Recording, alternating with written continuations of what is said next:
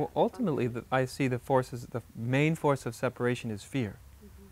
Right? Because, again, at least the way I see it, that the experience of separation is, although it's illusory, it seems to be a natural stage in the development of consciousness.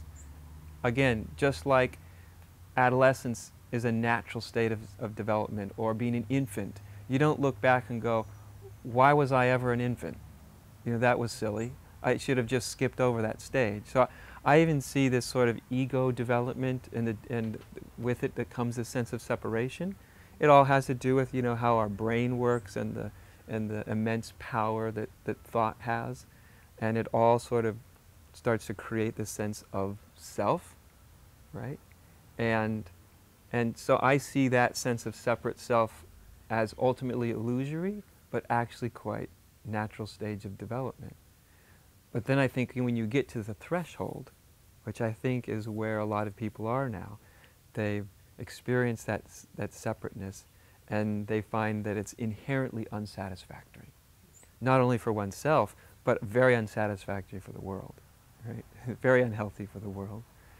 And then you feel that pull, right? There's something else. But that's when you often start to uncover this tremendous fear, because it's a sort of death, right? Moving beyond the separate self, it's a death of an identity.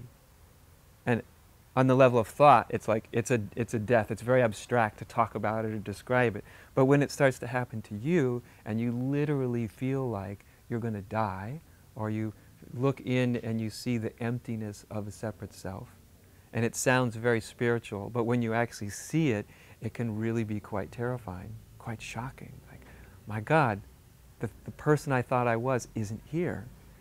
And so I think there's this great, for a lot of people that I talk to, this great fear of non-existence. That's part of the irony, is we have to come to true existence through the doorway of non-existence, of our own separate non-existence. And that's very, very, very frightening. And so we distract ourselves. I mean, and the world, you know, the world we've created is a perfect world in which we can distract ourselves with endless amounts of entertainment, you know, trivialities. And when you get down to it, really, usually it's sort of this deep fear of initially realizing I don't even really know who I am. I just really don't know who I am. You know, most human beings, they really don't know who they are. And then on top of that, then there's the fear of there's that fear of meeting that existential emptiness or non-existence, because that's the doorway.